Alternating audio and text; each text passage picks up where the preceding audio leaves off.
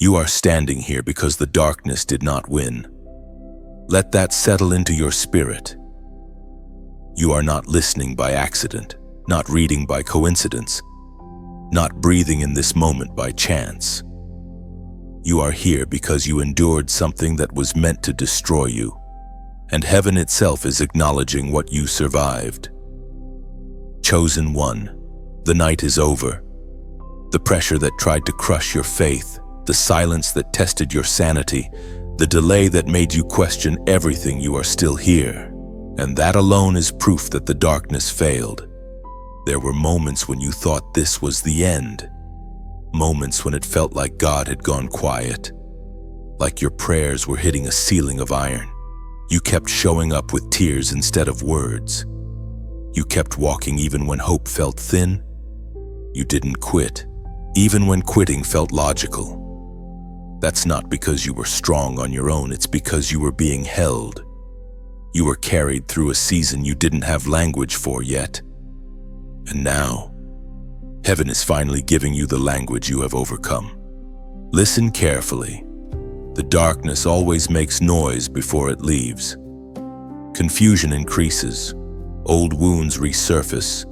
Fatigue hits deeper than the body. That's how you know it was the final stretch. The enemy never fights hardest at the beginning. He fights hardest when he knows time is running out. And still you didn't fold. You didn't sell your soul for relief.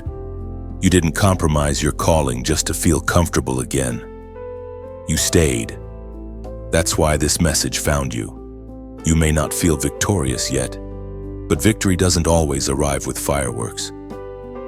Sometimes it arrives quietly, like peace returning to your chest. Sometimes it arrives as clarity after months of fog. Sometimes it arrives as exhaustion lifting just enough for you to breathe again. Don't underestimate small signs. When heaven shifts a season, it often starts internally before it ever shows externally. What broke behind the scenes matters more than what people can see. You were targeted because of what you carry. Ordinary lives don't attract this level of resistance. Ordinary callings don't require this much pruning. The darkness recognized your future before you did. It saw the influence, the authority, the assignment attached to your obedience. That's why the attacks were personal. That's why the pain felt unfair. But what the enemy meant as an ending, God used as a proving ground. The Word of God declares in the book of Psalms, chapter 23, verse 4, "Even though I walk through the valley of the shadow of death, I will fear no evil, for you are with me. Your rod and your staff, they comfort me." Notice the wording. You walked through the valley, not into it to die, not to build a home there, but through it. The shadow had presence, but not power. A shadow cannot harm you without light behind it. And the fact that there was a shadow means God's light never left. He was closer than you realized, even when you felt abandoned. Now hear this clearly. This is a turning point. The season of constant spiritual warfare is ending. The season of surviving is closing. You are not stepping into perfection, you are stepping into reward. Restored strength, renewed vision, sharpened discernment. What tried to break you actually trained you. You see differently now. You pray differently now. You don't beg like you used to, you stand. This is why you must not disconnect now. Moments like this require alignment. If this message confirms what your spirit already felt, don't just consume it, participate.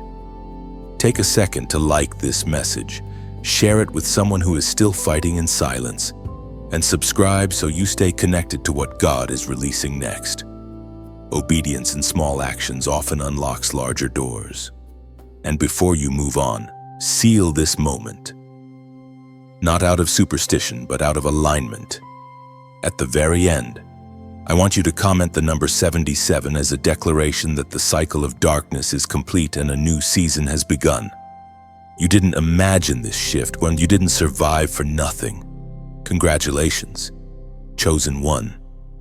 The darkness is over. You are not returning to who you were. What ended behind you cannot follow where you are going. The weight lifted because the lesson was learned. Carry wisdom, not wounds. Walk forward lighter, sharper, and aware that peace is now your confirmation, not the struggle you survived with quiet confidence. From this moment, discernment increases and tolerance for confusion disappears. You will sense what aligns and what drains you. Do not mourn what fades away. Expansion always requires separation. What leaves now makes room for assignments, connections, and doors that match the authority you earned through obedience, patience, endurance, faith. Stay humble, stay listening, and stay obedient. The next season will reward consistency, not urgency. Move when instructed, rest when told, and speak when released. Heaven is not rushing you, it is positioning you precisely, ensuring your arrival carries weight, fruit, and lasting impact for generations, purposes, testimonies, callings. Fulfilled, there were moments you replayed in your mind again and again, asking yourself where God was when everything felt delayed, denied, or dismantled. You questioned the silence, you questioned the timing, sometimes you even questioned yourself. But now, standing on this side of the storm, you are beginning to understand something that once felt impossible to accept. You were never abandoned. Not once. Not for a second. What felt like absence was actually restraint. What felt like neglect was divine protection working quietly, invisibly, precisely. If God had answered every prayer the moment you cried out, some of those answers would have destroyed you. If certain doors had opened when you begged for them to, you would have walked straight into traps disguised as blessings. You didn't see the full picture then, you only saw what you were losing. But heaven saw what you were being spared from. Delays were not punishments, they were shields. Silence was not rejection, it was guidance without explanation. You were protected from relationships that would have drained your anointing. You were blocked from paths that looked right but would have slowly disconnected you from your calling. You were denied opportunities that carried hidden costs to your peace, your integrity, your future. At the time, it felt cruel. It felt like everyone else was moving forward while you were stuck watching life pass you by. But protection often feels like limitation until you realize what it prevented. Think about how many times you almost gave up. How many nights you lay awake, bargaining with God, asking for just one sign that He was still there. And yet, something always stopped you from quitting completely. Even on your weakest days, there was a thread thin but unbreakable keeping you connected. That wasn't willpower. That was God's hand. You were held when you didn't have strength to hold on yourself. The enemy wanted you to interpret delay as disfavor. He wanted you to believe that because things were hard, you were forgotten. But hardship is not evidence of abandonment. In fact, for the chosen, hardship is often confirmation. God invests the most time in those He plans to trust with weight. Easy roads don't build discernment. Quick success doesn't develop character. You were being shaped for something that required depth. As the Spirit spoke through the prophet Isaiah, chapter 49, verse 15. Can a mother forget the baby at her breast and have no compassion on the child she has borne, though she may forget? I will not forget you. Let that truth correct every lie you told yourself in the dark. God does not forget His own. He does not misplace destinies. He does not abandon assignments halfway through. If you were forgotten, you wouldn't still be breathing with purpose stirring in your chest. The very fact that you are still longing, still sensitive, still seeking means heaven never let go. You were watched more closely than you realized. When you thought nothing was happening, God was measuring your heart. When you thought you were being overlooked, God was removing pride, impatience, and dependencies that would have corrupted what He planned to give you. He was teaching you how to walk without applause, how to obey without reassurance, how to trust without timelines. Those lessons are expensive. That's why not everyone is given them. There is also this truth you must face: some prayers were delayed because you weren't ready to steward the answer yet. Not because you were unworthy, but because growth was still in progress. God is not interested in giving you something that will later break you. He prepares the vessel before He pours, and preparation often feels like emptiness before it feels like fullness. Now, as the fog begins to lift, you can start reinterpreting your past through wisdom instead of pain. That closed door saved you. That unanswered message redirected you. That long wait strengthened you. Nothing was wasted. Nothing slipped through God's hands. Even your mistakes were folded into the process, used to sharpen your discernment and deepen your humility. You are no longer required to understand every detail of what happened. Understanding will come in layers. Peace comes first, and peace is already returning. That peace is your confirmation that you were never alone, never abandoned, never forgotten, only protected, guided, and prepared for what comes next. Now you can release the need to replay old conversations in your mind. Closure is arriving without explanations. God is healing what you could not fix by understanding. The past no longer has authority to define you. Memory is losing its power, and wisdom is taking its place, quietly restoring your confidence and sense of direction. From here forward, trust will feel different. You will no longer force doors or chase validation. What belongs to you will recognize you. What resists you is not meant to follow. Walk gently but firmly, knowing heaven has already settled what your heart once feared would never change. There is a kind of battle no one applauds because no one sees it. This was the war you fought, not on stages, not in public victories, but in private moments where the choice was simple and brutal: give up or get up again. You didn't have witnesses, you didn't have reassurance. Sometimes you didn't even have clarity. All you had was a quiet instruction in your spirit saying, "Stay." And every time you stayed, something eternal was written in heaven's record.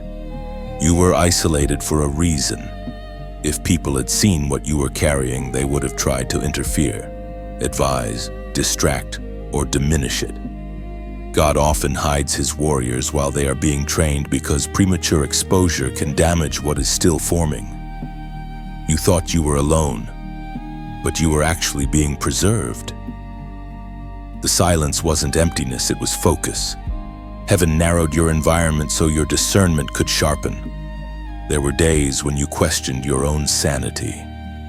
You wondered why things felt harder for you than for others. You watched people take shortcuts and seemed to succeed while you were being asked to wait, to endure, to choose integrity again and again. That wasn't punishment.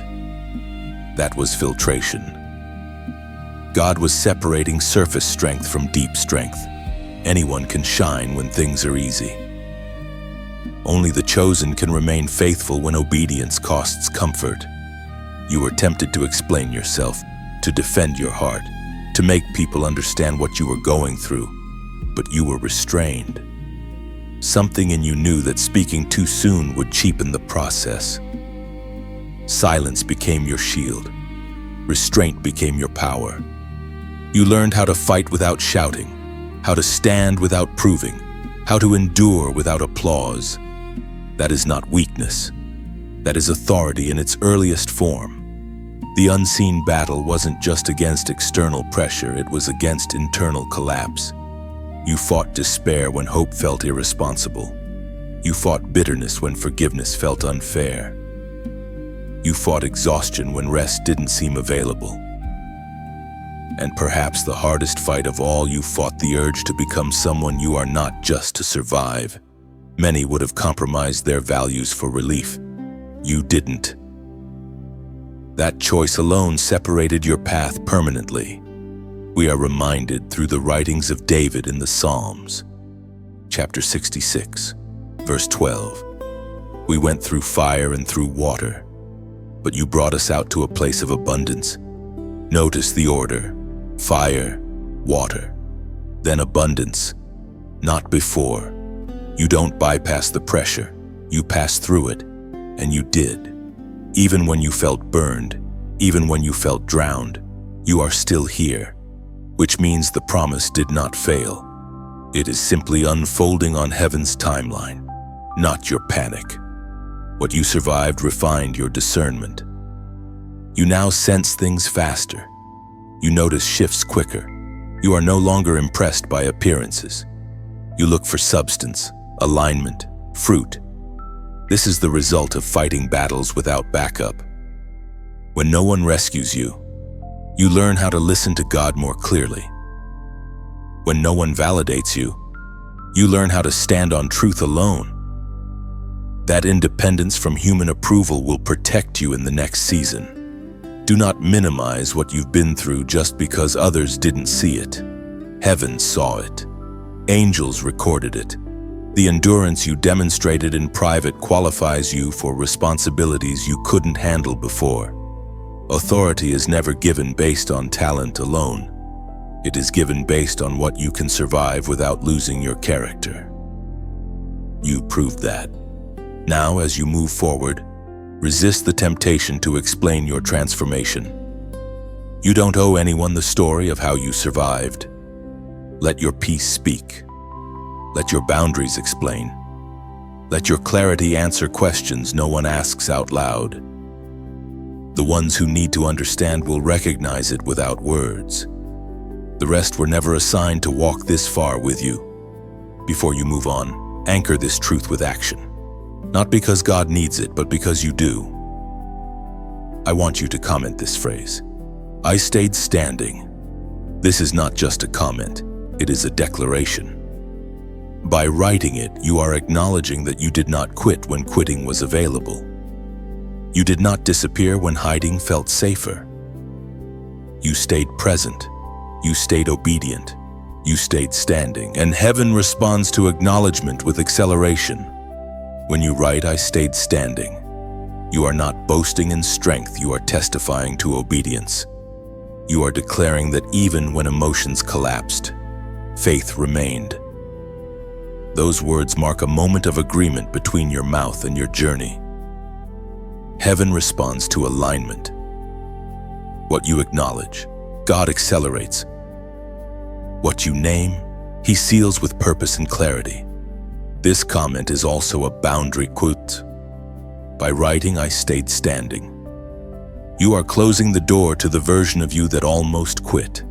You are telling your past it no longer has authority, and telling your future you are ready. This is not engagement, it is a witness.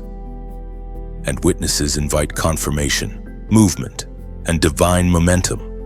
The darkness did not target you randomly. It did not stumble upon your life by accident. There was intention behind the pressure, intelligence behind the opposition, and precision behind the timing.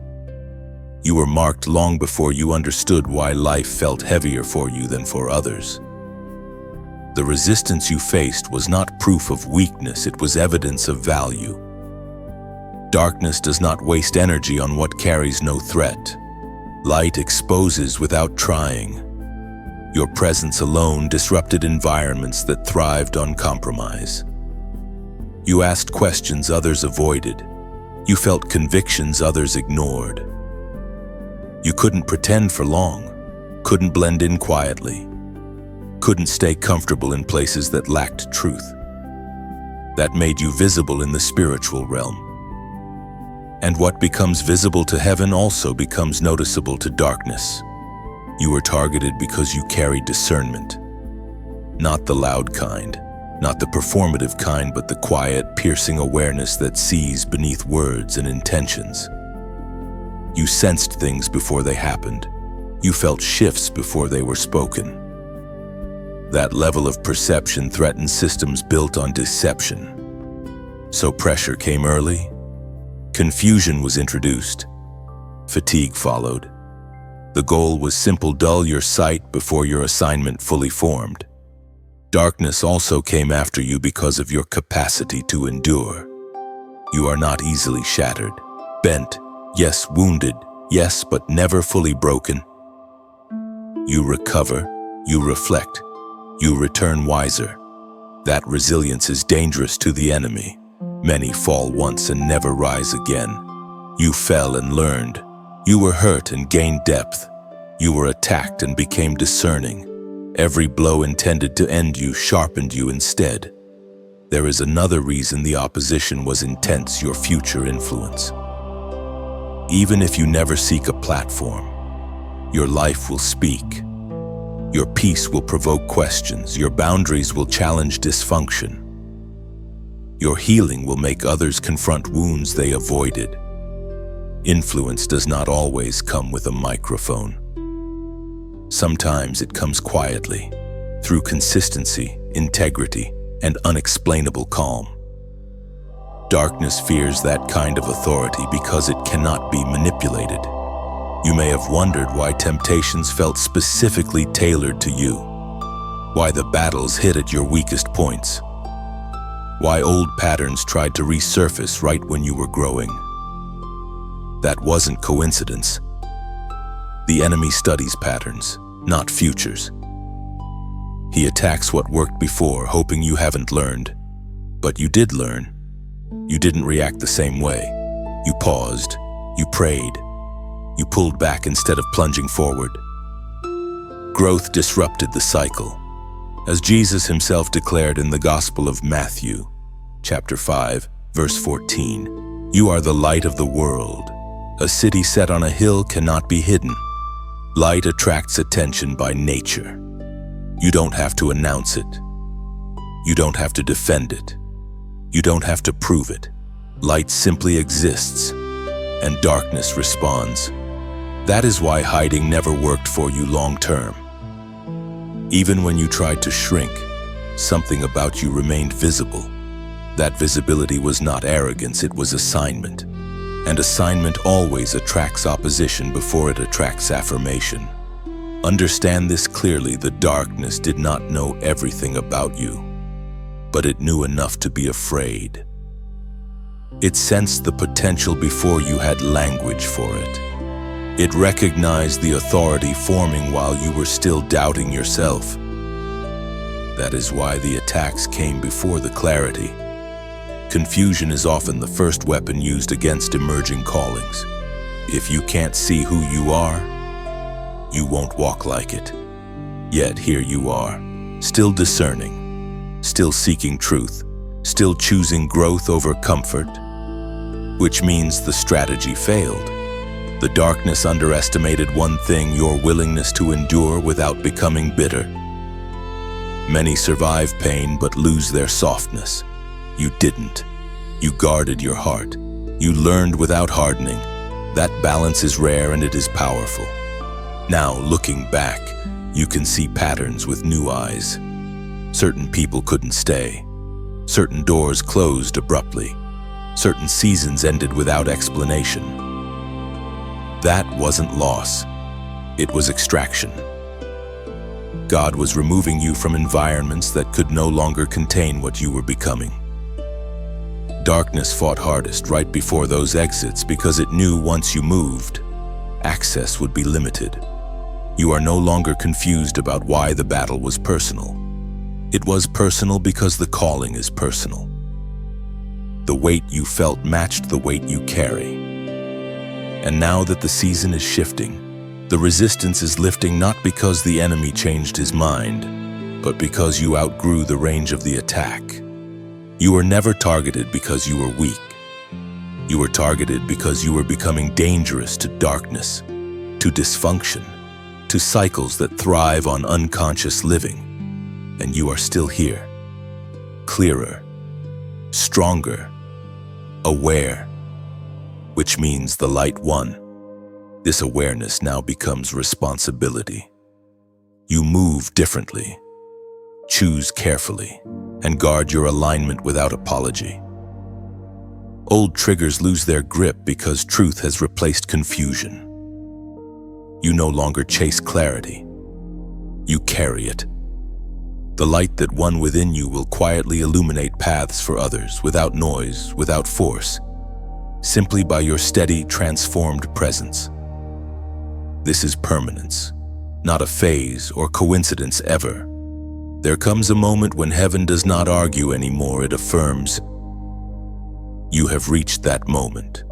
What once felt like constant correction now feels like quiet confirmation. You are no longer being pushed back into alignment. You are being trusted to walk in it. This is the seal, not loud, not dramatic, but unmistakable. A deep knowing settles into your spirit. I am approved to move forward. Heaven's approval is different from human applause. It doesn't rush you. It doesn't inflate you. It steadies you. You feel less urgency to prove, less hunger to explain, less anxiety about timing. Approval from God removes the need to perform. You begin to move with intention instead of impulse, with obedience instead of pressure, with peace instead of panic. That shift is not accidental, it is the mark of favor. You didn't earn this by being perfect. You earned it by being faithful when it cost you something. When obedience meant isolation, when integrity meant loss, when silence meant being misunderstood.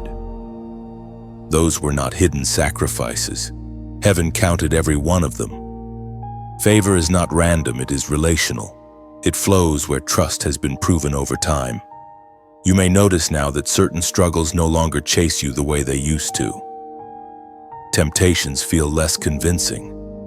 Fear feels less authoritative. Old voices sound distant, almost unfamiliar. This is what happens when authority changes hands. When God seals a season, access changes. Not everything is allowed to reach you anymore. Not everything is permitted to influence you. Favor creates boundaries you don't have to fight for. According to what is revealed in the book of Proverbs, chapter 3, verse 4, then you will win favor and a good name in the sight of God and man. Notice the order. Favor begins with God, then reflects outward. When heaven approves, life eventually aligns. Not always immediately, but inevitably. What God endorses may be delayed, but it cannot be denied. You don't have to force recognition. You don't have to chase visibility. What is sealed by heaven will surface at the appointed time. This is also why your spirit is drawn to stay connected to what nourishes you now. Not out of obligation, but resonance. When something speaks truth to your spirit, you naturally linger. When something carries light, you instinctively draw closer. You don't need to be told to stay near a flame in the cold. You choose it because it keeps you warm. Alignment is never forced, it is felt. If this place has felt like shelter, then pausing here is not obligation, it is instinct. When a traveler finds a well in the desert, they do not question whether to drink. They simply lean in. To like this moment is to acknowledge the water refreshed you. To share it is to leave a signpost behind for another soul still walking thirsty. And to subscribe is not to follow a voice, but to choose to keep returning to a source that steadies your spirit when the road grows long.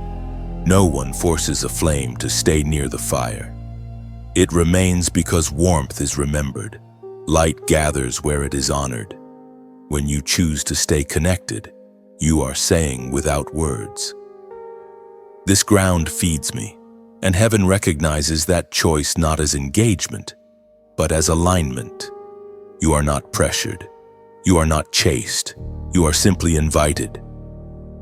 Favor never forces, it attracts, and those who recognize it will always find their way back to the place where heaven speaks clearly, and the soul remembers its strength. You move forward now without needing constant reassurance. The approval you carry is internal. not dependent on applause or outcomes. Even when circumstances fluctuate, your center remains steady. This is maturity in the spirit, when confidence no longer rises and falls with opinion, but rests quietly in truth already confirmed. The path ahead will not always be loud or dramatic. Some days it will feel almost ordinary. Do not mistake that for stagnation. Ordinary faithfulness is where lasting fruit grows. Great assignments are often fulfilled through consistent, unseen obedience rather than sudden, visible breakthroughs that fade as quickly as they appear. You will notice your reactions changing. What once triggered urgency now invites patience. What once demanded explanation now receives silence. This is not withdrawal. It is discernment. You are learning where your energy belongs and where it no longer needs to be spent. Peace has become your filter. New connections will recognize you without effort. They will not require you to perform or shrink. Alignment will feel mutual, not forced. And where misalignment exists, there will be no drama, only a quiet understanding that paths are diverging. This clarity protects both your calling and your rest. Carry this season gently. Favor grows best when handled with humility. Stay teachable. Stay listening. Stay anchored. You are not rushing toward destiny. You are walking with it. And as long as you remain present, obedient, and aware, what is meant for you will meet you exactly where you are meant to be. You can feel it, even if you can't fully explain it yet. Something inside you has shifted. The pressure that once sat on your chest like a weight is no longer crushing you the same way. The constant inner noise has softened. You are not suddenly free from responsibility, but you are free from panic. That difference matters. It signals that the internal battle has changed terrain. You are no longer fighting just to survive, you are learning how to stand with clarity.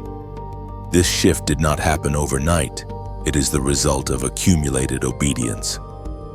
Small choices stacked on top of each other. Moments where you chose restraint instead of reaction, faith instead of fear, waiting instead of forcing. Over time, those choices rewired your spirit. You didn't notice it while it was happening because growth is quiet when it's real. But now, you notice the absence of chaos where it once lived. Your discernment has matured. You don't absorb everything around you anymore. Other people's emotions no longer dictate your internal state. You can be present without being consumed. That is not detachment, it is strength under control. You learn that not every feeling requires a response, and not every thought deserves agreement. That awareness is part of the reward.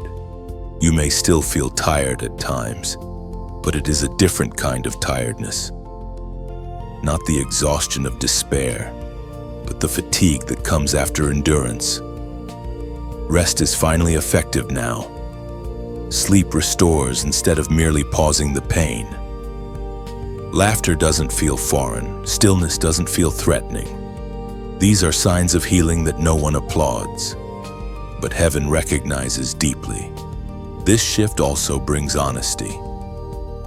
You are more aware of your limits, and you no longer pretend to be limitless. You know when to stop. You know when to step back. You know when silence is wisdom, not avoidance. That self-awareness protects your calling.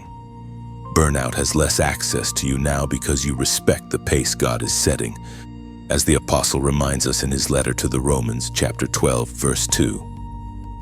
Do not be conformed to this world, but be transformed by the renewing of your mind. Notice that transformation is connected to renewal, not pressure. Your mind has been renewed through surrender, not force, through repetition, not intensity. You didn't think your way into peace, you obeyed your way into it. And now, peace guards you where anxiety once ruled. You are beginning to trust yourself again, not in arrogance, but in alignment. You trust the discernment God has developed in you. You trust the pause when something feels off. You trust the pull when something feels right. This confidence is quiet, but it is solid. It does not need external validation to function. There will be moments ahead where the old patterns try to knock. Familiar thoughts, familiar fears. But they will feel outdated, like clothes you've outgrown. You won't have to fight them the same way anymore. Awareness disarms what once controlled you. Light has that effect on darkness. It removes its authority before you move forward. Anchor this shift with intention, not because the shift depends on it, but because acknowledgement strengthens alignment.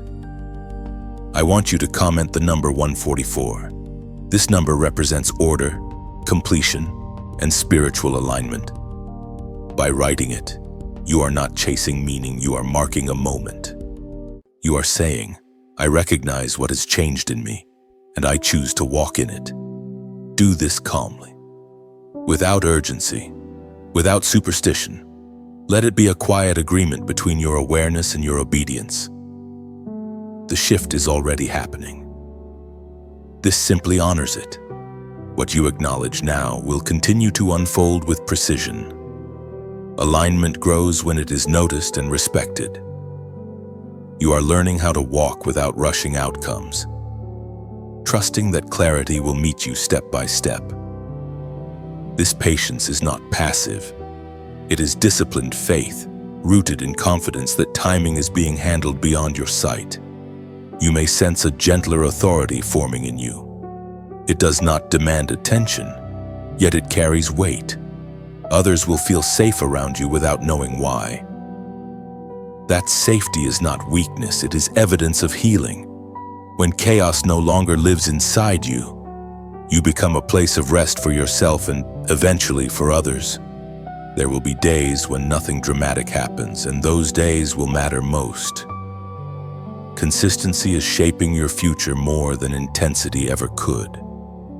Small, faithful actions are laying foundations that sudden breakthroughs cannot replace.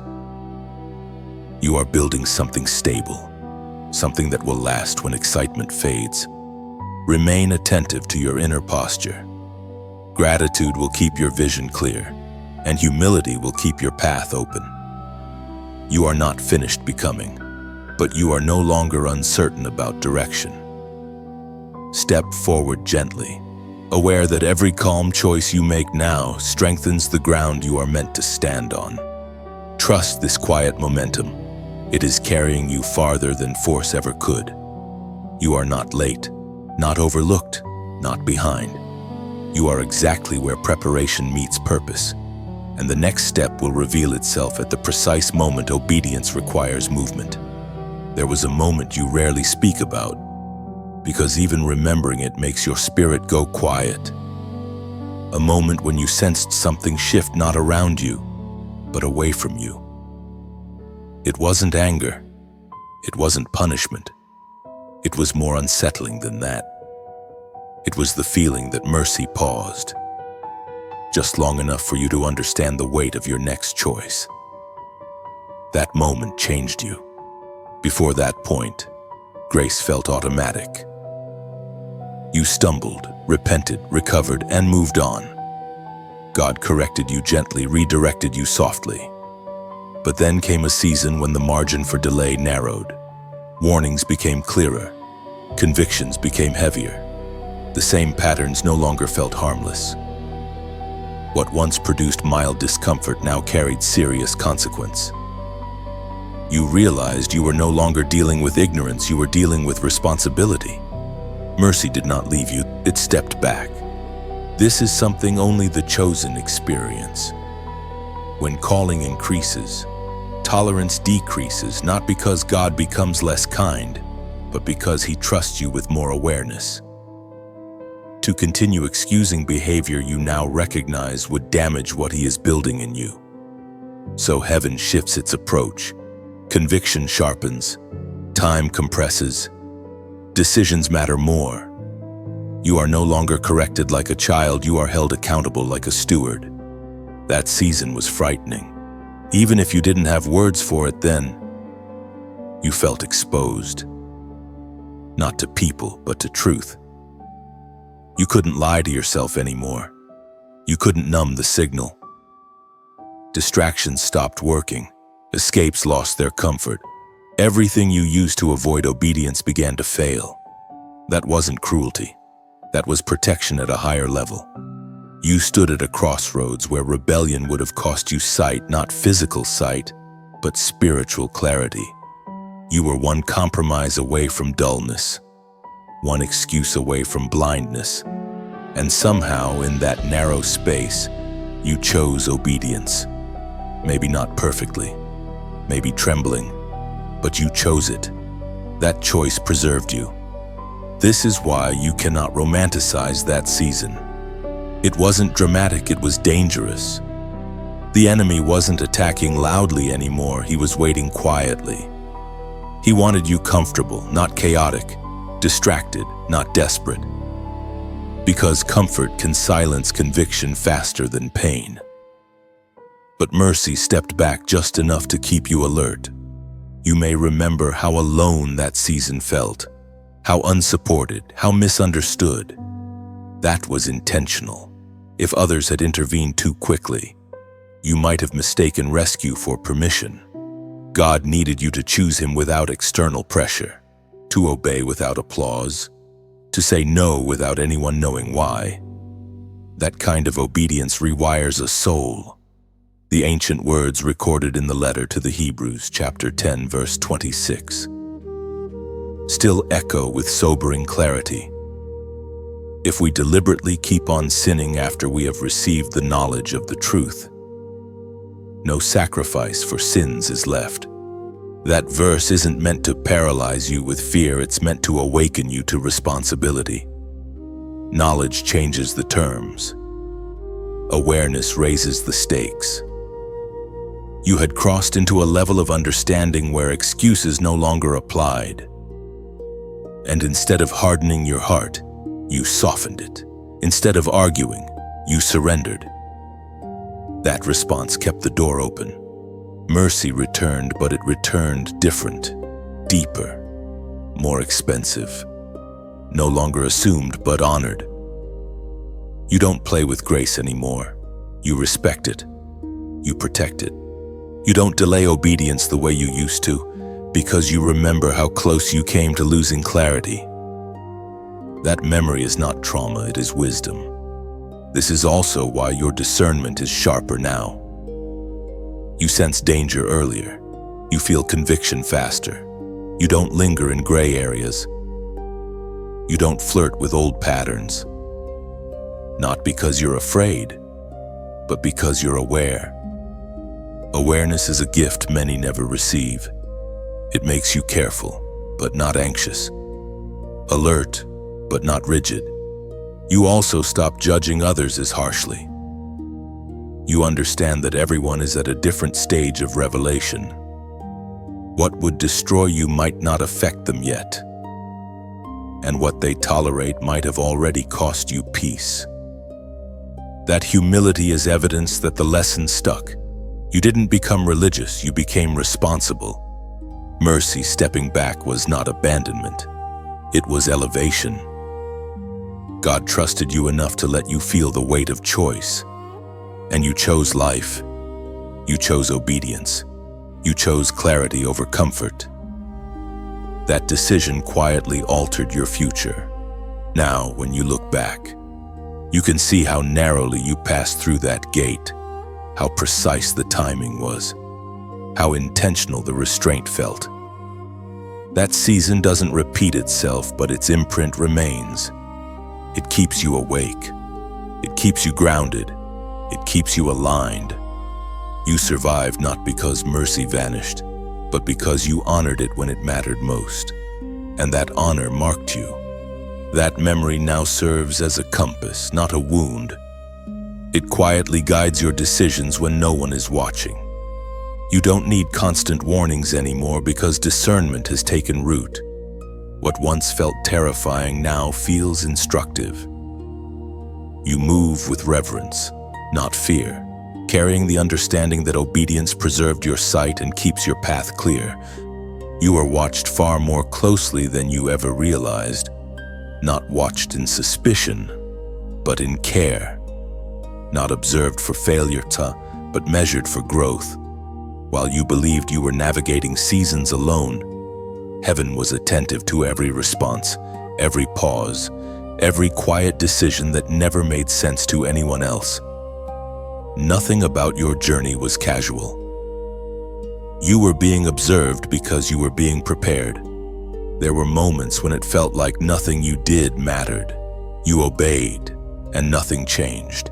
You stayed faithful, and doors remained closed. You chose integrity, and still faced loss. That disconnect was intentional. God was teaching you to obey without immediate feedback. Many can follow instruction when reward is visible. Few can remain faithful when obedience feels invisible. That distinction matters in the kingdom. You are being tested for consistency, not perfection. Heaven does not look for flawlessness. It looks for alignment under pressure. Every time you chose patience instead of reaction, restraint instead of impulse, truth instead of convenience, something was recorded. You weren't being ignored, you were being documented. Promotion requires evidence, and your life was providing it quietly. You may have wondered why help didn't arrive sooner, why rescue didn't interrupt the process, why relief waited until the last possible moment. That delay was not neglect, it was timing. Intervening too early would have robbed you of development. God was allowing you to grow muscles you didn't know you had. Strength that comes from rescue fades quickly. Strength that comes from endurance stays. You are also being watched to see how you handled disappointment, not just loss, but unmet expectations. How you treated people when you felt overlooked, how you spoke when you felt misunderstood, how you prayed when answers were slow. These moments revealed more than success ever could. Character is exposed most clearly when outcomes disappoint but obedience continues. Heaven also observed how you handled solitude, whether you filled it with bitterness or reflection. Whether isolation hardened you or refined you. Many are removed from crowds temporarily, but not all use that time wisely. You did. You grew inwardly. You questioned honestly. You listened more carefully. That interior growth prepared you for external responsibility. The Spirit spoke through the prophet Jeremiah, chapter 12, verse 5. If you have raced with men on foot and they have worn you out, how can you compete with horses? This was never about punishing you. It was about conditioning you. The pace of your future requires endurance beyond what your past demanded. God slowed things down not to frustrate you, but to strengthen you. What is coming moves faster, carries more weight, and impacts more lives. Without preparation, it would overwhelm you. With preparation, it will fit you. You are watched not only by heaven, but by the very systems you were meant to outgrow. Some people noticed your discipline even when they didn't understand it. Others sensed your depth and felt uncomfortable around it. That tension wasn't imagined. When someone is being prepared for promotion, it often creates quiet resistance. Not everyone celebrates growth they cannot control. Still, you kept your posture clean. You didn't retaliate. You didn't manipulate. You didn't rush. You allowed time to do its work. That patience spoke louder than arguments ever could. Heaven trusts those who can wait without becoming resentful. Bitterness disqualifies faster than failure. You avoided that trap. There were also moments when you failed quietly. You didn't collapse publicly, but you stumbled internally. Heaven saw those too. And instead of discarding you, God measured how quickly you returned to humility. Repentance matters. Course correction matters with others. What qualified you was not that you never faltered. but that you never defended your misalignment. You corrected it. You may not fully grasp it yet, but a line has already been crossed. You are no longer in observation for survival, you are being evaluated for stewardship. The weight you can carry has increased. Your tolerance for distraction has decreased. Your awareness has sharpened. These are signs that promotion is approaching, not because you chased it, but because you were faithful where you were planted. Heaven does not announce every stage of growth. Some seasons are meant to be lived, not explained. You lived them. You stayed steady while being watched. You remained sincere while being tested. You held your ground when no one was cheering. That kind of faithfulness is rare and it never goes unrewarded. When movement comes next, it may feel sudden to others. They won't see the years of quiet formation behind it. But you will know. You will recognize the moment because it will feel familiar, not overwhelming. Preparedness feels like recognition. You will step into what is next without panic because, in truth, you have been there before in training. You were watched, not forgotten, not delayed without reason, watched with intention, measured with care, and prepared for what cannot be rushed. This awareness settles you. You stop questioning timing and start trusting placement. What unfolds next will not shock your spirit, because preparation has already introduced you to its weight. Move forward calmly, knowing nothing ahead is accidental and nothing behind was wasted. You are no longer deciding who you want to be. That question belonged to an earlier season. Now you are deciding who you are willing to become. And the difference between those two is weight. Desire is light. Becoming is heavy. It asks more of you than intention ever did. This is the moment where comfort stops pretending to be harmless. Comfort now comes dressed as wisdom. It says, "You've earned rest." It says, "There's no need to push further." It even says, "God understands if you slow down here." And God does understand, but He also knows what you are built for. Comfort speaks to your exhaustion. Calling speaks to your design. You already know which voice you've been hearing more clearly lately. Choosing the crown is not about ambition. It is about agreement. Agreement with the version of you that has been forming quietly through pressure, discipline, and restraint. Agreement with the truth that you were not preserved just to remain protected, but to be positioned. The crown is not a reward for suffering, it is a responsibility for stewardship. Crowns change posture. They require awareness. You cannot live casually once authority is accepted. This is why part of you resists. You sense that choosing the crown will end certain indulgences forever, that it will demand consistency where you once allowed exceptions, that it will require you to represent something greater than your mood. And still the invitation remains gentle. God never rushes this decision because He knows forced obedience does not last. What lasts is chosen surrender. When you choose the crown willingly, discipline stops feeling like punishment and starts feeling like alignment.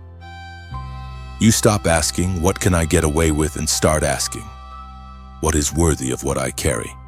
You are not choosing between good and evil here. That choice was settled long ago. You are choosing between good and greater, between safety and significance, between remaining untouched and being entrusted. The crown does not remove peace, it refines it. It teaches you a deeper rest, one that exists even while responsibility increases. A rest that comes from knowing you are where you are meant to be, doing what you were shaped to do, even when it costs you comfort, as the ancient words recorded in the letter of James. Chapter 1, verse 12, remind us blessed is the one who perseveres under trial, because having stood the test, that person will receive the crown of life that the Lord has promised to those who love Him. Notice the promise is not given to the gifted, but to the persevering, not to the loud, but to the faithful. The crown is not handed out, it is grown into, and you have been growing for a long time. This is why turning back no longer feels natural. Even when you try to imagine a smaller life, it doesn't fit anymore. Comfort feels tight. Old dreams feel shallow. Old distractions feel hollow. You've outgrown what once sustained you. That discomfort is not dissatisfaction, it is confirmation. Choosing the crown will require you to lead yourself more strictly than others ever could, to guard your inner life, to respect your discernment, to honor your boundaries even when no one is watching. This is where many retreat, not because they can't handle pressure, but because they don't want responsibility without applause. But you didn't come this far for approval. You came for alignment. This decision does not need to be loud. It doesn't require an announcement. Heaven hears quiet yeses clearly. What matters is not that others see your choice, but that your life begins to reflect it. Crowns reveal themselves through fruit, not declarations. Before you move forward, seal this decision in simplicity. No long sentence, no explanation, just alignment. To comment this phrase, I choose calling. Those 3 words are not for the algorithm. They are for you. They draw a line between who you were surviving as and who you are now stepping forward as. Comfort had its season. Calling has its turn now. When you write, I choose calling, you are not rejecting rest, you are redefining it. You are declaring that true rest comes from alignment, not avoidance. This comment marks a shift from living for relief to living with intention. Heaven recognizes clarity. What you clarify, God strengthens. This sentence also functions as a boundary.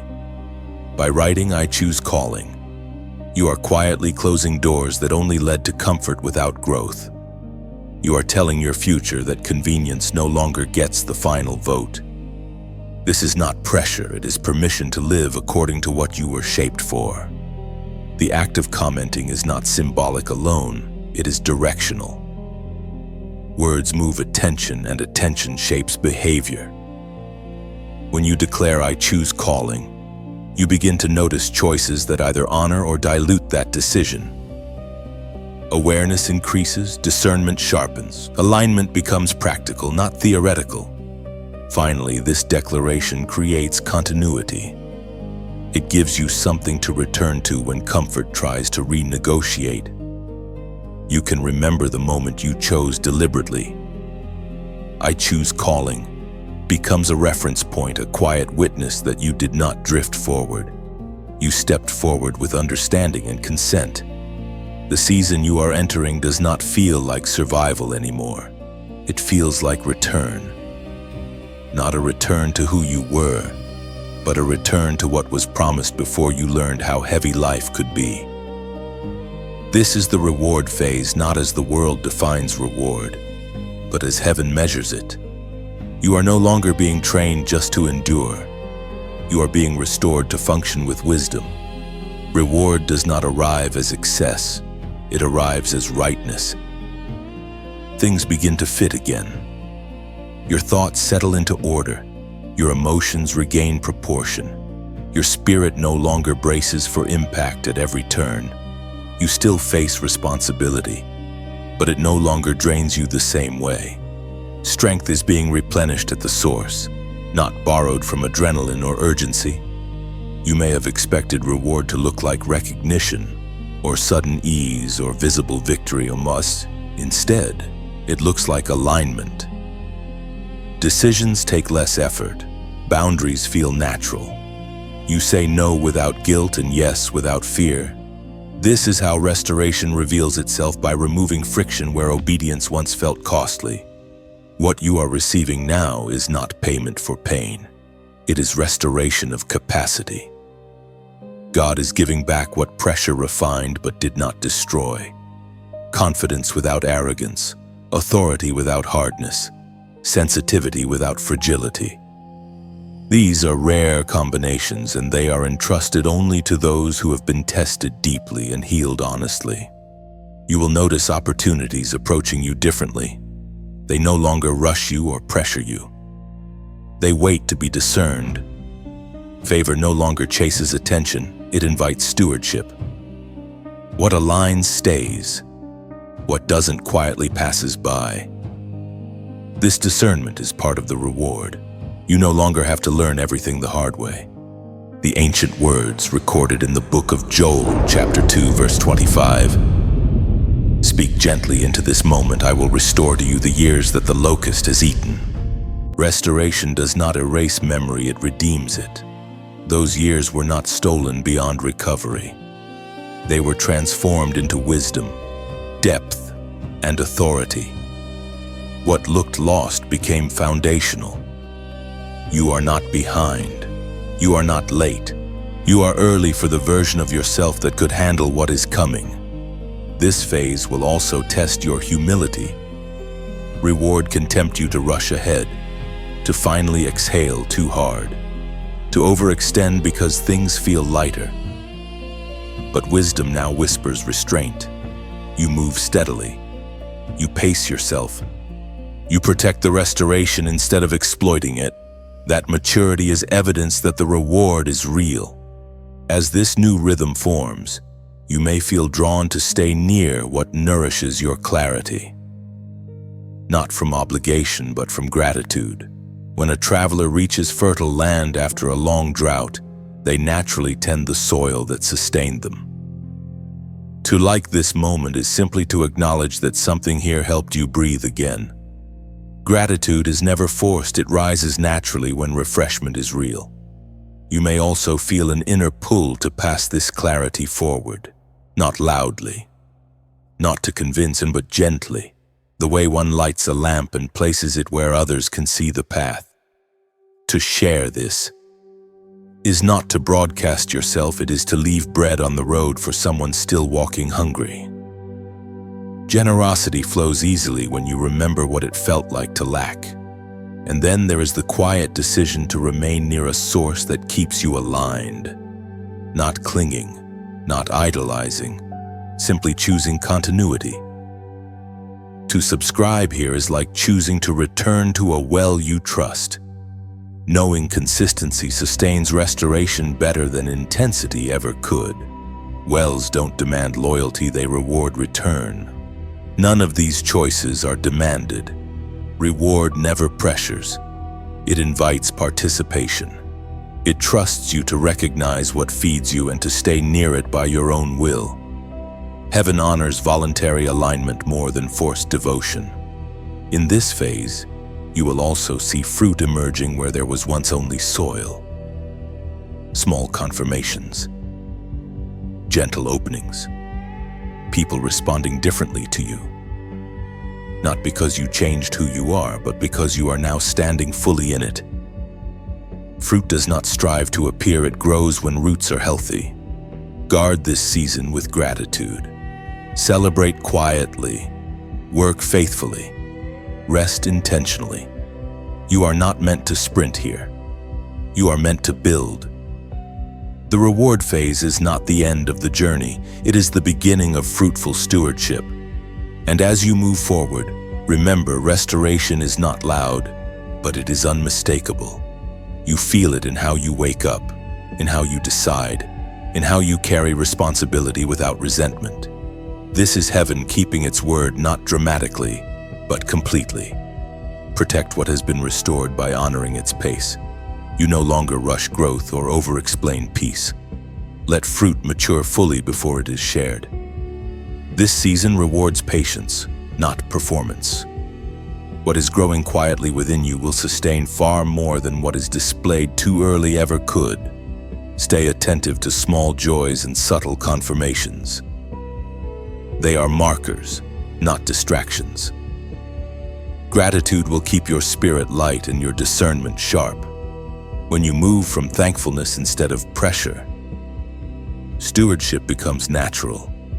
and restoration continues to deepen without strain or loss. There are things the darkness can wound, delay, or distort, but there are also things it can never reclaim once they are taken back by truth. You have crossed that threshold. What the enemy lost in you is permanent, not temporary.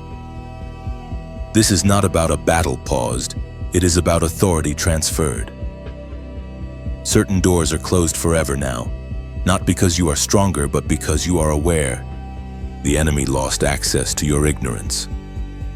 That may sound small, but it is devastating to darkness. Ignorance allowed manipulation. It allowed cycles to repeat under different names. It allowed you to doubt discernment and second-guess conviction. But now you see patterns instead of incidents. You recognize motives beneath words. You feel shifts before explanations arrive. Darkness thrives where people cannot name what they sense. You can name it now. The enemy also lost your agreement. There was a time when lies didn't need to overpower you. They only needed your consent, a subtle thought, a quiet compromise, a familiar rationalization. That was enough. But you no longer partner with accusations against yourself. You don't internalize shame as identity. You may feel weakness, but you no longer crown it as truth. Without agreement, lies have no legal ground. Fear also lost its position. Not because fear never shows up, but because it no longer sits on the throne. Fear used to drive decisions, timing, and relationships. It rushed you. It silenced you. It kept you small under the illusion of safety. Now fear is information, not instruction. You listen, but you don't obey it. That demotion changes everything. The enemy lost your desperation. Desperation once made you vulnerable to shortcuts, to validation, to voices that promised relief but demanded pieces of your integrity. You were tempted to settle because waiting hurt, but now you would rather wait in alignment than move in anxiety. Desperation gave darkness leverage. Contentment in God removes it. Your emotional reactions were also disarmed. Darkness fed on overreaction, on spirals, assumptions, and internal chaos. But you learned to pause, to observe, to respond instead of react. That emotional regulation is not personality change. It is spiritual authority matured. When you no longer explode or collapse on command, manipulation fails. The enemy lost the ability to rush you. Time pressure was one of its most effective weapons. Decide now. Act fast, you'll miss out. But urgency no longer owns you. You respect timing. You trust process. You wait for clarity instead of chasing opportunity. What cannot rush you cannot control you. There is also this darkness lost its voice in your inner dialogue. You used to confuse condemnation with conviction, harshness with holiness. Now you know the difference. Conviction draws you toward God. Condemnation pushes you away from yourself. You no longer confuse the two.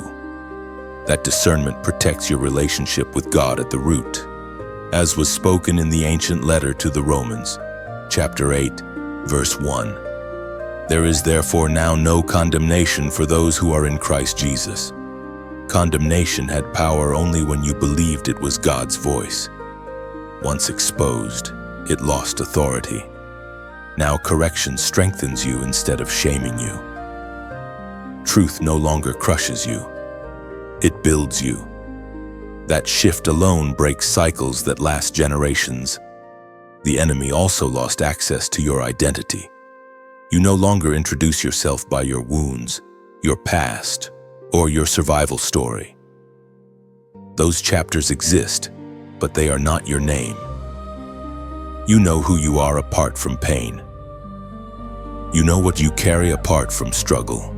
Identity rooted in calling cannot be hijacked by circumstance. You also stopped feeding darkness with secrecy.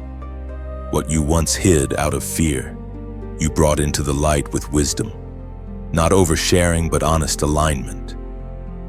Secrets are oxygen for darkness. Light suffocates it. You learned how to walk transparent before God without being exposed to people who couldn't steward your truth. That balance is power. There are temptations that simply don't work on you anymore. Not because they vanished, but because you see the cost clearly now. What once looked like escape now looks like regression.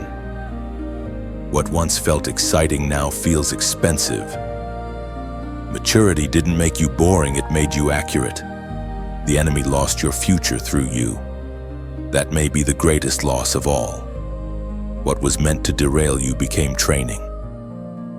What was meant to isolate you refined you. What was meant to end you introduced you to God more deeply. You did not just survive, you converted pressure into authority. Darkness cannot undo that exchange. This is why the attacks have changed tone. Less chaos, more subtlety, less force, more distraction. But even that has limits now. You are not easily pulled off center. You recover faster. You recalibrate quicker. You return to truth without drama. That resilience is irreversible. Understand this clearly, the enemy does not get rematches where truth has been established. He may knock, but he cannot reclaim ground surrendered to God. He may observe, but he cannot govern. He may remember who you were, but he must now contend with who you have become. What was lost is lost forever. Not because you are flawless, but because you are awake.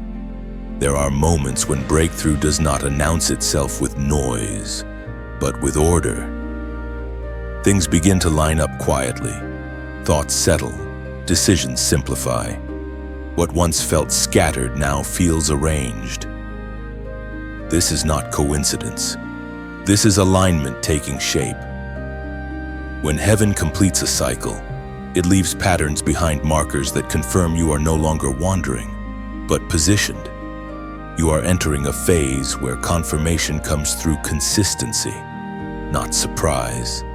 Repeated peace, repeated clarity, repeated restraint. These repetitions are not boring, they are stabilizing. God is anchoring you so that what is released next does not destabilize you. Sudden blessings can overwhelm unprepared systems. Order protects increase. You may notice that you are no longer asking as many questions, not because curiosity died, but because certainty has grown. You know what drains you. You know what feeds you. You know when to move and when to pause. That inner knowing is not instinct alone, it is discernment refined through obedience. You earned it through seasons where nothing made sense except faithfulness. Heaven often confirms transitions through numbers, not because numbers are mystical, but because repetition trains awareness. When a pattern repeats, it invites attention. It says, look closer, not to obsess, but to recognize alignment. This is how God communicates order to a mind that once lived in chaos. You are not being led by signs, you are being met by them. They do not replace discernment. They affirm it. They appear after obedience, not before it. That distinction matters. You did not chase confirmation. You walked in truth, and confirmation followed. As the ancient words preserved in the book of Ecclesiastes, chapter 3, verse 1, remind us, to everything there is a season and a time for every purpose under heaven. You are no longer guessing what season you are in. You feel the shift internally. The striving has slowed. The clarity has increased. You are not rushing endings or forcing beginnings. You are allowing time to reveal what belongs. That patience signals maturity. This phase also brings numerical order to your inner life. Priorities rearrange. What mattered too much loses urgency. What you neglected gains weight. You become more selective with energy, words, and access. This is not withdrawal, it is stewardship. You are protecting alignment because you recognize its value. There is also a sense of completion settling in, not finality, but closure. Certain cycles are done, lessons are learned, reactions are no longer triggered the same way. You don't need to revisit what God already resolved. Completion creates space for expansion without clutter. Before you continue forward, mark this alignment intentionally. Not because alignment depends on it, but because awareness strengthens direction. I want you to comment the number 888. This number represents new order, renewal, and divine continuity. By writing it, you are not summoning anything, you are acknowledging what is already forming. You are saying, I recognize the alignment. I choose to walk in it. Do this calmly, without urgency. Let it be a quiet agreement between what you discern and how you live. Alignment does not need volume, it needs consent. The season is not chaotic anymore. It is ordered, and order always precedes increase. When you write 888, you are not responding to a trend or chasing a sign. You are acknowledging that something within you has already settled into order. This number becomes a marker of awareness, a way of saying you recognize the season has shifted from confusion to structure. Recognition deepens alignment. This comment also serves as an internal agreement. By writing 8888, you are choosing to honor the rhythm God is establishing in your life. You are stepping out of reaction and into response. Order grows where it is respected. What you consciously align with begins to organize the rest of your decisions naturally. The act of commenting slows you down. It creates a pause between impulse and intention. In that pause, clarity strengthens. 888 becomes a reminder that you no longer need to force momentum. Movement will come from structure, not urgency. This awareness protects you from repeating old patterns. This declaration also creates continuity. When future moments feel uncertain, you can return to this marker and remember that alignment was already present. 888 becomes a reference point, a quiet witness that God has ordered your steps before you fully understood the path ahead. Finally, this comment invites stewardship.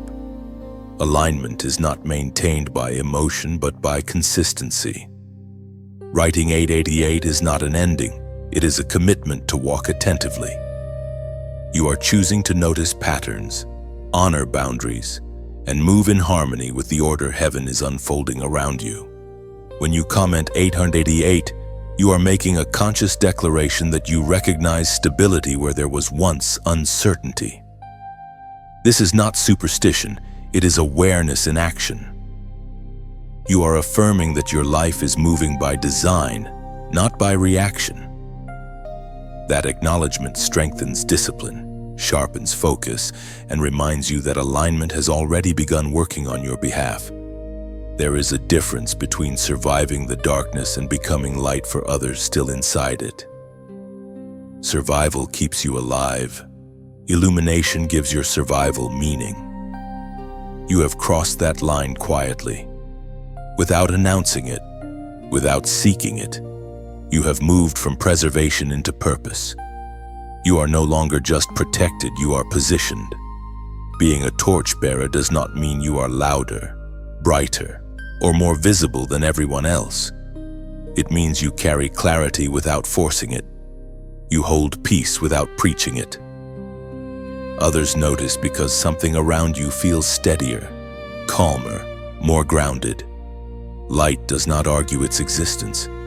It simply alters the environment by being present. You did not volunteer for this role. It emerged naturally as a consequence of what you endured honestly and healed properly. Pain you processed became wisdom. Battles you survived became discernment. Silence you respected became depth. That depth now emits guidance without instruction. People feel seen around you, not corrected. Safe, not judged. That is the mark of true illumination. You are also careful now. You do not cast light carelessly. You know not everyone wants to see clearly. Some prefer the comfort of familiar shadows. You respect that. Torchbearers do not chase people into darkness to convince them. They stand where they are, and those who are ready will find their way toward the light. This restraint is wisdom. You learned the hard way that light given too early can be rejected, attacked, or misunderstood. So you move discerningly. You listen more than you speak. You wait until asked. And when you do speak, your words carry weight not because they are dramatic, but because they are true. There is also a cost to carrying light. You see more than you can unsee. You feel shifts before they surface. You sense when environments are misaligned, even if everything looks fine on the surface. That awareness can feel heavy at times. It is tempting to wish for simplicity again, but simplicity without truth would feel like betrayal now. You have grown past that point. You are learning how to carry light without burning out. You no longer try to fix everyone. You no longer absorb what doesn't belong to you. You understand that illumination does not require exhaustion. A torch that burns too hard extinguishes itself. One that burns steadily lasts through the night. This is where maturity shows. You protect your inner flame. You rest. You step back when needed. You allow God to be God for others instead of assuming responsibility He never assigned to you. That humility keeps your light pure. The ancient words spoken by Jesus in the Gospel of Matthew, chapter 5, verse 16, capture this role with clarity. Let your light shine before others, that they may see your good deeds and glorify your Father in heaven. Notice the direction. The light does not point to you, it points beyond you. You are not the source, you are the carrier. That understanding keeps pride from contaminating purpose. You do not need recognition because the light is not yours to claim. As a torchbearer, you will encounter resistance, not overt opposition, but subtle withdrawal.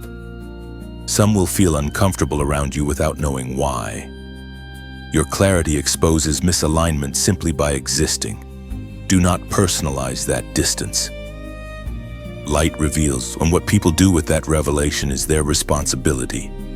You will also attract those who are tired of pretending, those who have been wandering in half-truths, those who sense there is more but don't know how to reach it. They won't always ask for advice.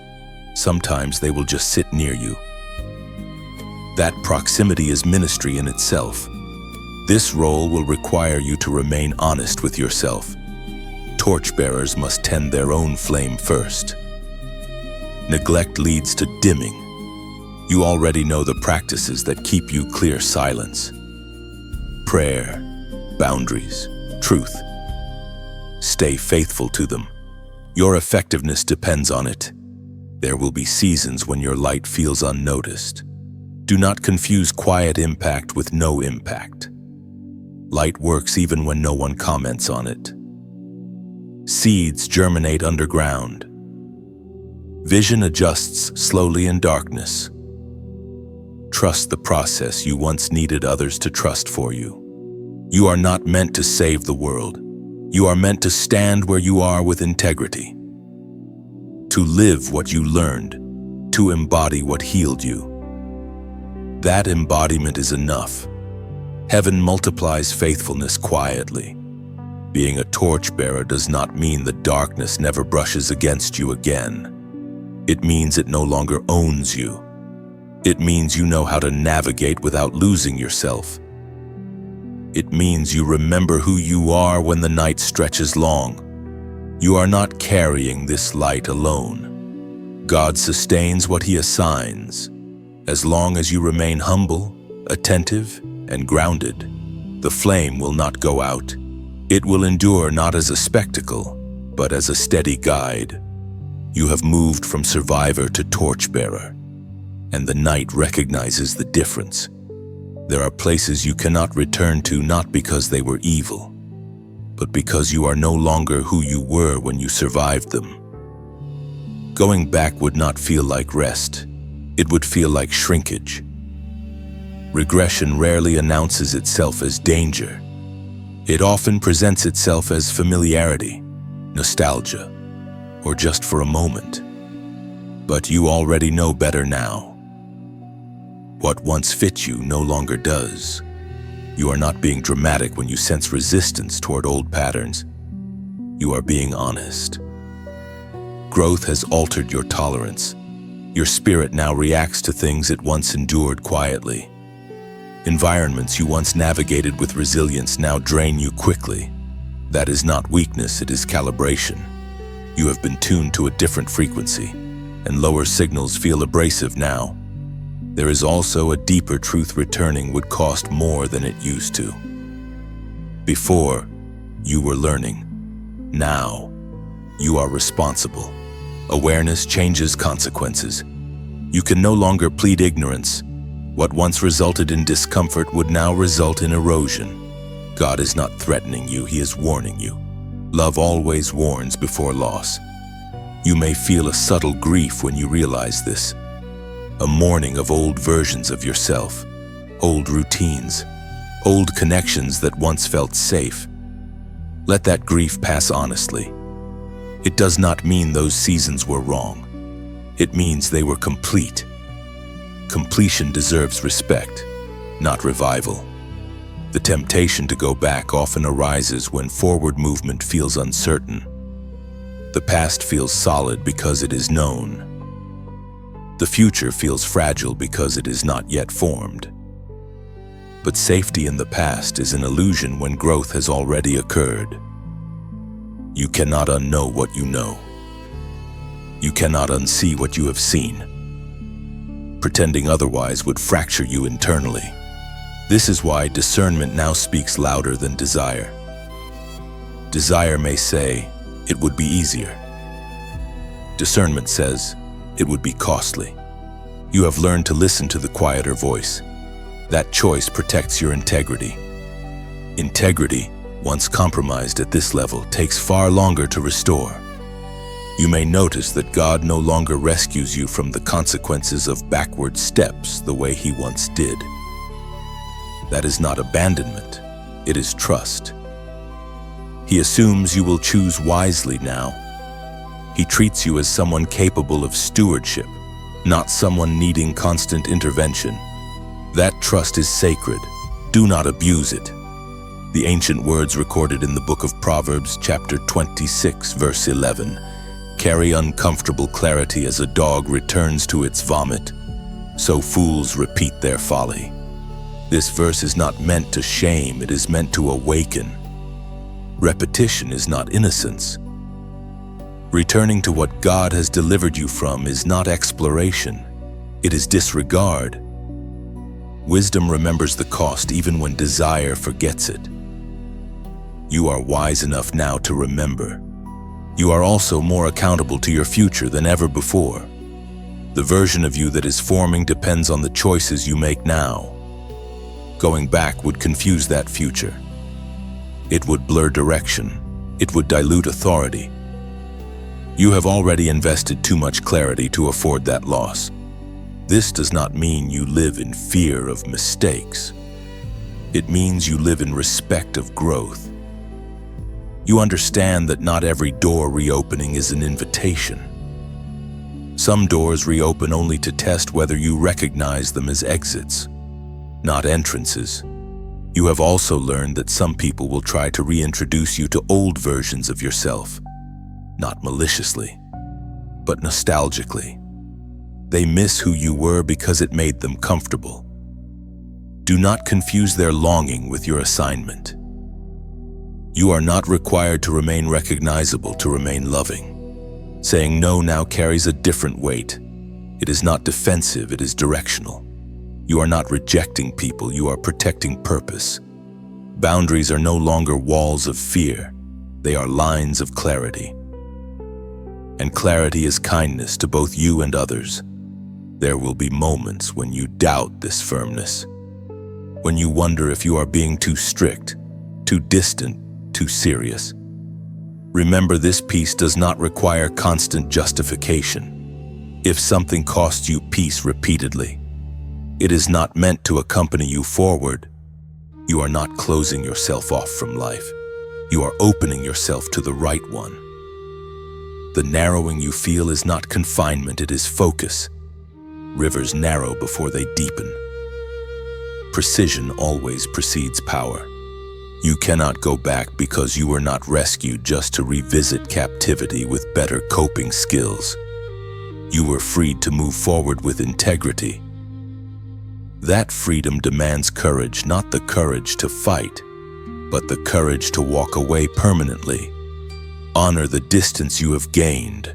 Protect the ground you have crossed. The past no longer defines you, but returning to it would distract you. And distraction is too expensive now. You are not allowed to go back, not because God is harsh, but because He is serious about what He is building through you. There is a moment when your name is spoken not loudly, not publicly, but unmistakably. It is spoken in rooms you are not yet standing in.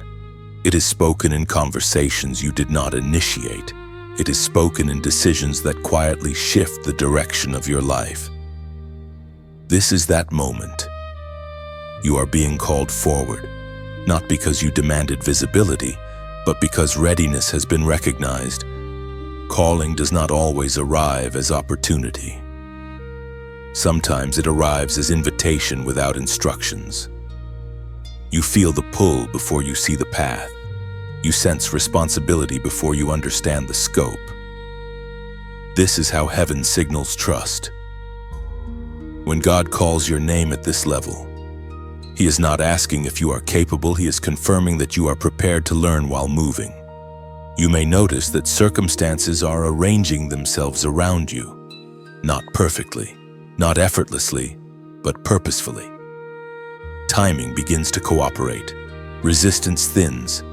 Conversations open. Doors do not swing wide, but they unlock. This is not coincidence. It is alignment responding to availability.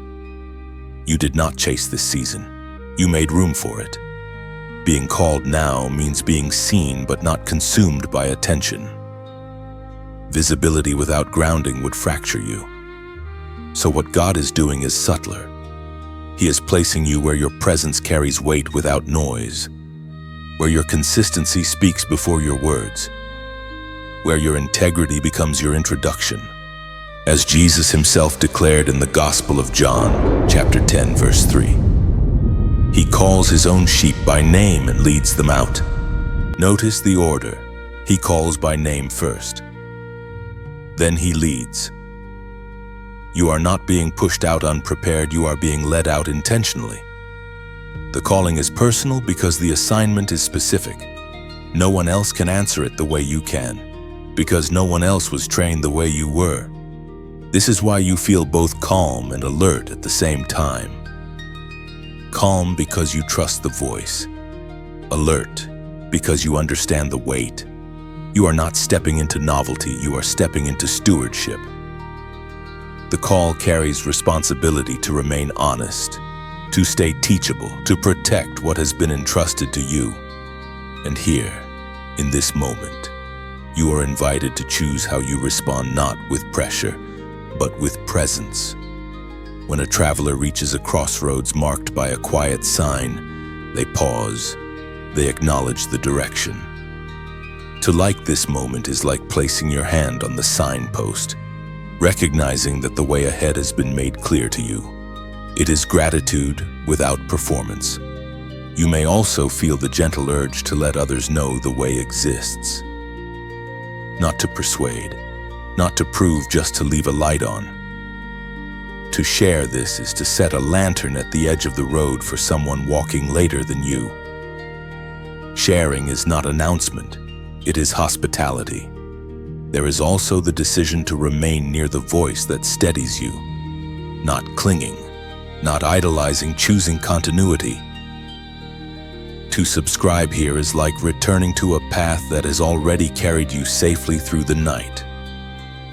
You return because trust has been earned, not demanded. And before you continue, anchor your response with a simple witness.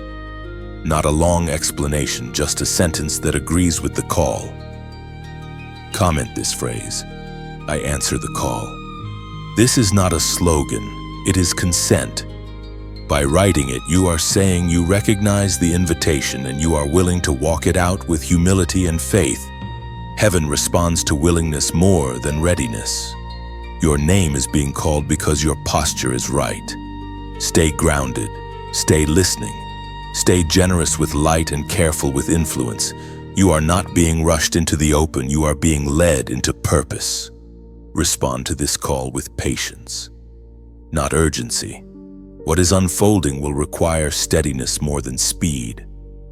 You are learning how to move without anxiety, how to carry responsibility without losing tenderness. This balance will protect you when attention increases and decisions carry wider consequences. Let depth, not momentum, define your progress from here forward. There will be moments when silence becomes instruction. Do not rush to fill it. Quiet seasons refine listening and preserve humility. You will sense when to speak and when to wait. This discernment will become one of your greatest strengths, allowing you to act with precision instead of impulse, wisdom instead of reaction, confidence instead of noise. As you continue, remember that calling matures through faithfulness in ordinary moments. Grand gestures are rare, daily obedience is constant. How you treat people, manage time, and guard truth will shape your impact more than any single opportunity. Walk attentively. What is growing through you now is meant to last. Stay present with what is in front of you. Do not rush toward outcomes or compare your pace with others. Your path is measured intentionally, and every step is forming capacity. Trust the shaping process. What feels quiet is actually stabilizing you.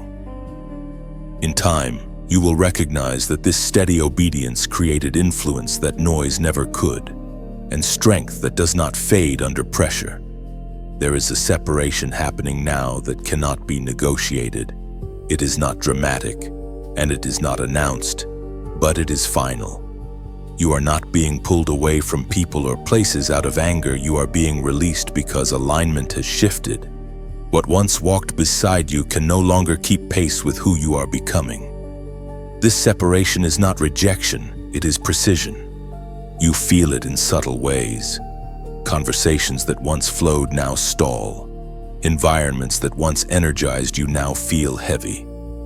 Habits that once soothed you now feel empty. This is not loss of interest, it is loss of permission.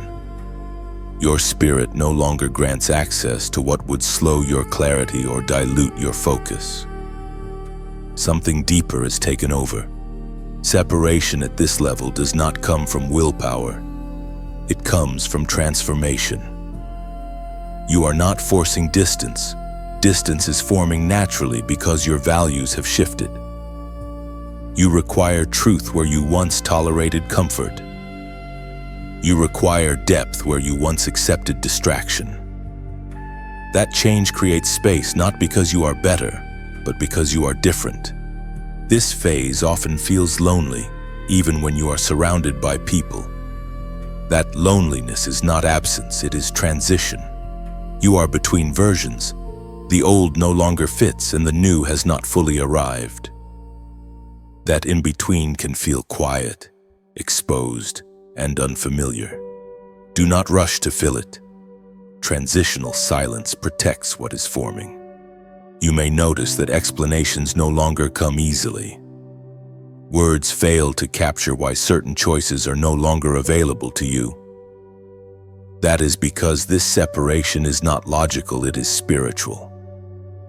Trying to justify it will only exhaust you. Alignment does not require consensus, and it requires obedience. There are also relationships that will try to renegotiate access. Not aggressively, but nostalgically. They will appeal to shared history, old bonds, familiar patterns. History alone is not qualification. Some people were assigned to who you were, not to who you are becoming. Releasing them honors the role they played without forcing them into a future they were not prepared for. This separation also applies internally.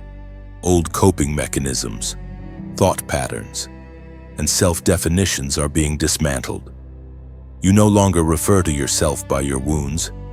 You no longer explain your behavior through past pain. Healing has altered your language.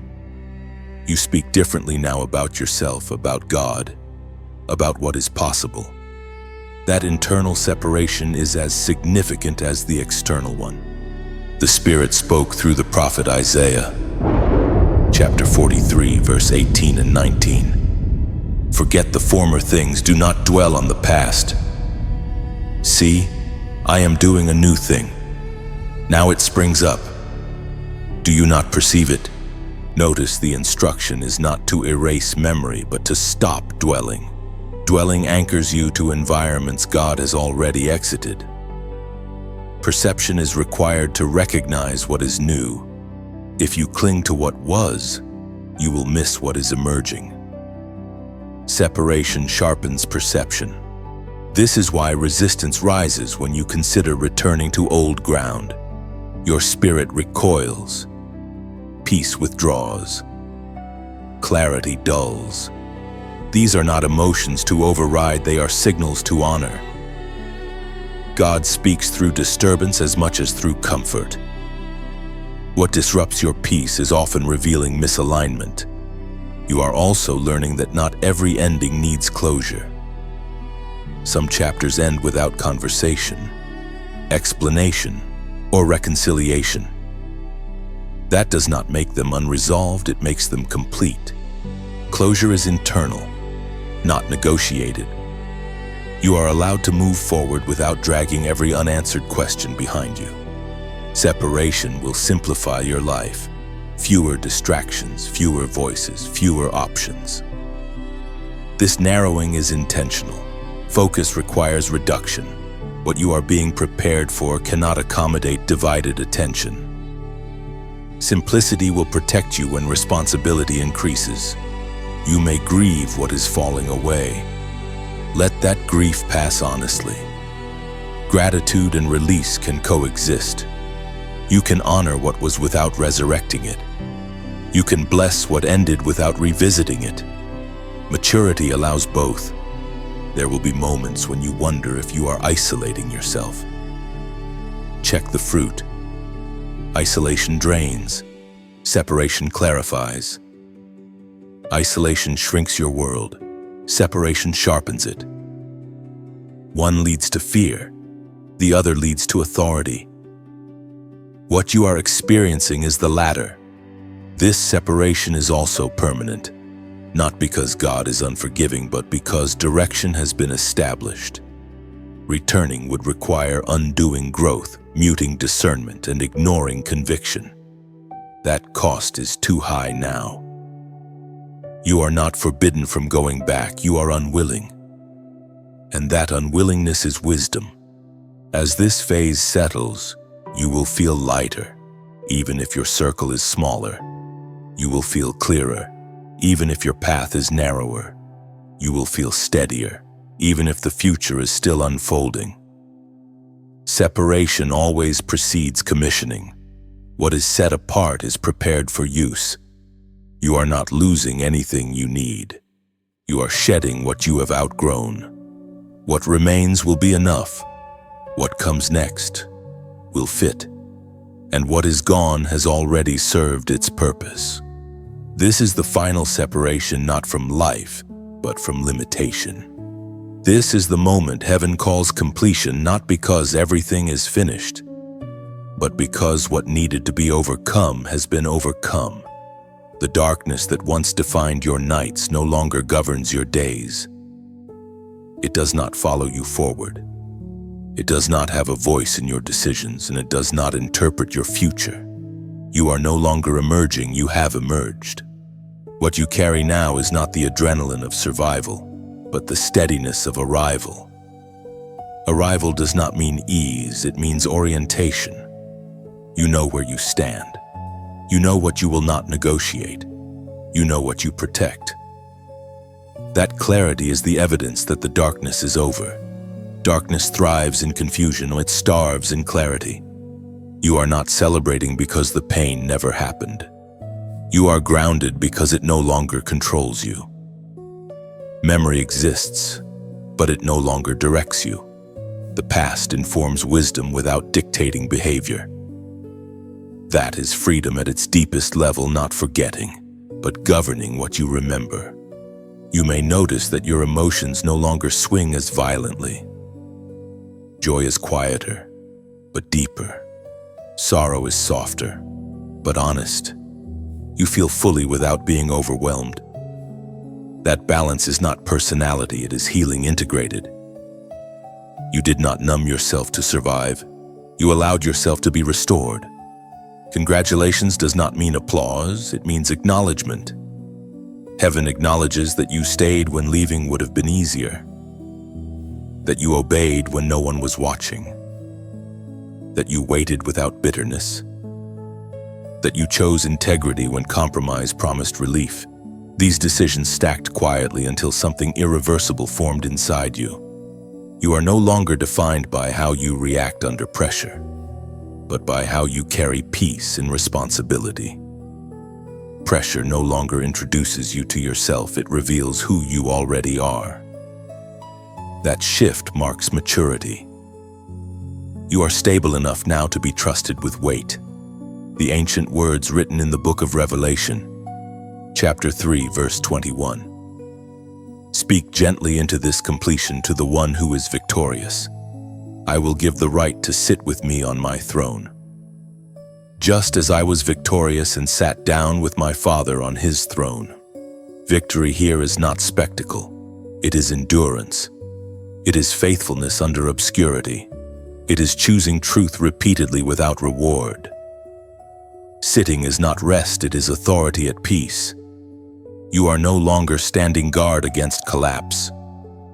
You are seated in clarity. This does not mean life will never challenge you again. It means challenges will no longer define you. You meet them from a place of groundedness, not desperation. You respond with wisdom, not panic. You engage without losing yourself. That posture changes outcomes before they unfold. You may still feel tenderness when you look back. That tenderness is not weakness, it is humanity preserved. You did not harden to survive. You learned to stay open without bleeding. That balance is rare. Protect it. You are entering a season where fruit speaks louder than effort. People may not know your story, but they will feel your steadiness. They will trust your calm. They will notice your restraint. You do not need to explain what you've overcome. The absence of chaos will tell its own story. There will be moments when you are tempted to minimize what you've been through. Resist that, not to glorify pain, but to honor growth. You paid attention when it mattered. You learned what many ignore. You stayed conscious in seasons that numb most people. That awareness changed your trajectory permanently. You are not waiting for permission anymore. You move with quiet confidence, not entitlement. You understand authority comes from alignment, not assertion. That understanding will protect you from misuse of influence and keep your impact clean. As you continue, remember this darkness does not end loudly. It ends decisively. One day you realize it no longer has leverage. One day you stop bracing for its return. One day you wake up and the absence of fear feels normal. That is today. You made it through. Not untouched, but intact. Not unchanged, but refined. Not perfect, but present. What once threatened to undo you has now become the proof that you cannot be undone. Congratulations. The darkness is over, and what begins now will not require you to survive, only to live. You step forward now without looking over your shoulder. There is no urgency to escape, no fear chasing you. You move because it is time, not because you are running. Your pace is steady, your vision clear, your spirit anchored in what has already been settled. What comes next will grow from who you have become, not from what you endured. You will recognize opportunities by their peace, not their pressure. Choices will feel simpler because clarity has removed confusion. This is not ease without effort. It is effort without chaos. Carry this ending gently, because it is also a beginning. Let gratitude keep you grounded and humility keep you teachable. You do not need to announce your arrival. Your life will speak quietly, consistently, and truthfully, proving that the darkness truly has no claim on you anymore. If this journey has felt like walking with a steady light beside you, then pause here for a moment and honor that awareness. When a traveler reaches the edge of night and realizes the road is finally visible, gratitude rises naturally. To like this message is simply to acknowledge that something here helped you see more clearly. It is not applause, it is recognition. A quiet nod that says, "This mattered to me." You may also sense a gentle pull to let this light travel farther than just you. Not as an announcement, not as noise, but as kindness. To share this message is like leaving a lantern on a windowsill for someone still walking in the dark. You don't chase them down the road. You don't explain, you simply leave the light on and trust that those who need it will find their way. And if you feel drawn to remain close to this space, returning when you need grounding, clarity, or reminder, then choosing to subscribe is like marking a place on the map where you know your spirit was fed. Not obligation, not dependence.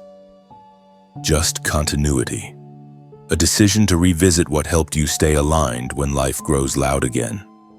Before you step away, leave a final trace of your presence. Not a long explanation, just a sentence that belongs to you. Write what this journey affirmed. Write what shifted. Write what you are choosing now. Your comment becomes a witness not for others, but for yourself. Words have weight. When you name a truth, it settles deeper. This ending is not about engagement. It is about agreement. Agreement with growth, with clarity, with the version of you that no longer survives but stands. Thank you for walking this far. The light stays on, and you are always welcome back.